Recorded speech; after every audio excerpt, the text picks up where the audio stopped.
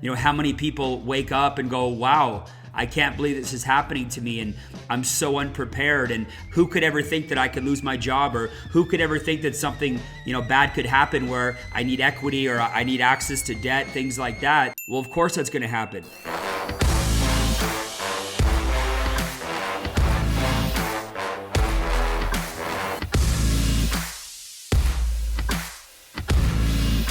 What's up, guys? Welcome back to my YouTube channel. My name is Steve Holbrook, and today we are talking about 5 ways to benefit from the next recession. But first, let's just talk about it. If you're not anticipating the next recession, you're just not paying attention. Here in Canada, over the last 50 years, there's been 5 recessions.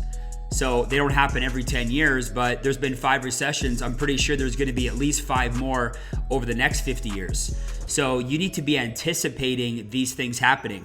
It's interesting. We're on the brink of a recession here in Canada today, if not already in one. And it's amazing to me how many people are unprepared for the recession. How many people wake up and go, wow, I can't believe this is happening to me, and I'm so unprepared, and I would have never guessed I'd be in this situation, and who could ever think that I could lose my job, or who could ever think that something, bad could happen where I need equity or I need access to debt, things like that. Well, of course that's going to happen, because it happens all the time, and the wealthy just tend to get wealthier, and the middle class just keep making mistakes to stay middle class. So what I want to share with you is 5 ways to benefit. Now, these aren't the only 5 ways. You might have your own 5 ways. This is just, in my opinion, being in business for 15 years, seeing what works personally and with my colleagues around me. Number 1, more equity in your home. Have more equity in your home. Depending on what country you live in, if you live in Canada, if you have over 20% equity in your home, you may be eligible, depending on if you can qualify, but you may be eligible to refinance your home. If you have other assets that you have debt against, make sure you have enough equity in those against those assets that you can refinance them.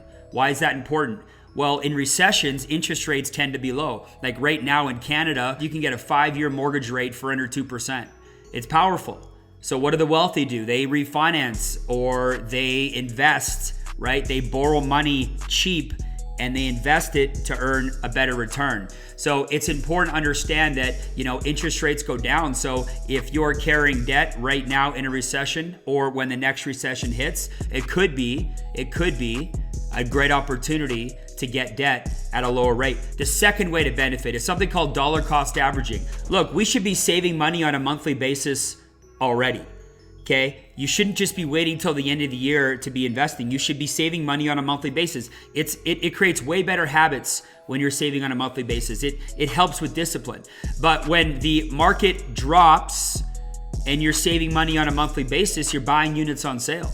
If you went to Walmart tomorrow and tuna was on sale, would you buy more tuna? Yeah, you'd buy more tuna. So when money's on sale, right, when things are on sale, you want to buy more of them. So when the market drops, your same $200 a month, your same $500 a month, your same $1,000 a month, you're buying more units because they're on sale. So when the market pops back up, and it always has, your units are going to be worth way more money. So dollar cost averaging is one of those tools that it's great for habits and it's good for discipline, but it's also great when the markets drop because you are buying those units on sale. Third opportunity to benefit from a recession: pay down high interest debt. Pay down your high interest debt now, because when you're in a recession, you don't want to have high interest debt. You don't want to have any high interest debt at all. You think about it, in a recession, cash tends to dry up, right? In a recession, cash dries up. You could lose your job, right? There's less cash to go around.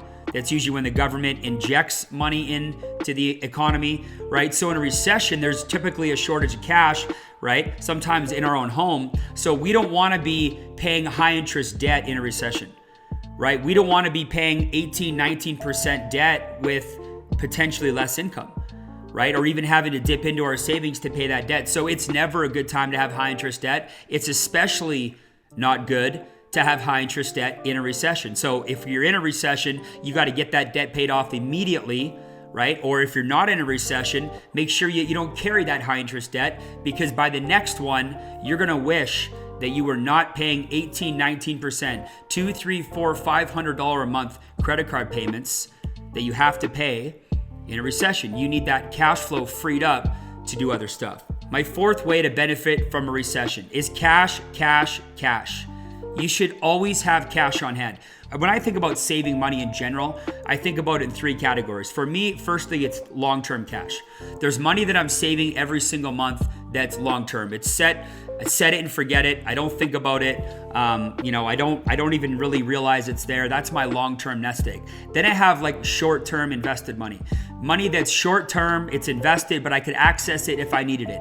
3 to 5 business days. If I needed to pull some money out, it wouldn't be a huge issue. It's liquid. There's no fees to get the money out, right? But then I also have my emergency cash account, and that's cash. That might be money in your bank account. It might be money under your mattress, in your vault, in the backyard, wherever you keep your stash. But you need cash saved up. And depending on your lifestyle and where you're at, that amount is different. You could be $5,000, could be a big deal, 10,000. For me, ever since I was making 6 figures and now 7 figures, I always like to have $20,000, $30,000 saved up in cash. In my bank account, in cash, money that I could access for an emergency basis. I just really think it's important to always have a bunch of cash saved up so that if you need it, you can live on it in a recession. And if you don't need to live on it in a recession, you can use it to invest. Okay? So let's just do the math. 5 recessions the last 50 years. They don't happen every 10 years, but let's just say the next one was 10 years away. If you want to save $30,000 in the next 10 years, that's 120 months, that works out to $250 a month. What if you took $125 every 2 weeks off your paycheck and threw it into a cash account? And that was your recession emergency fund. That was your bag of cash that you're going to be able to go to in a recession when you lose your job, when the market turns, when everything's on sale. That's the money that you're going to go to when that happens. When you break it down like that, it kind of seems doable, doesn't it? Cash, cash, cash. And the 5th way that you can benefit from the next recession is this. Start a side hustle. Start a side hustle right now. You know, there's a lot of benefits to having your job and starting a part-time business. There's tax deduction benefits. There's some advantages of having a business, especially here in Canada. But what if you started something on the side where you just started to make some money? Kind of casual, kind of part-time, nothing serious, didn't interfere with your main job, but on evenings and weekends, you started something, started to build it up, gave you a little bit of flexibility, a little bit of control time, but something that if you needed to, you could step in on a full-time basis. Something that was there that you got good at, you got licensed, you got trained, you felt comfortable with the process. And when that recession hit, it gave you another opportunity to hop on something. When everybody gets laid off, you're doing something, you're making a difference, and could potentially be something full-time as you come through the recession. So I hope you guys got some value out of that. Those are just 5 ways that I feel we could all benefit from the next recession. I hope you guys got some value out of that. But as usual, I'm very interested to hear your comments and your opinions, right? What do you feel? What are ways you think that we could benefit? So I appreciate it, guys. I love having the conversation. If you got value out of this, please like, comment, and share, and subscribe. And I'm fired up for new content. We'll see you guys soon.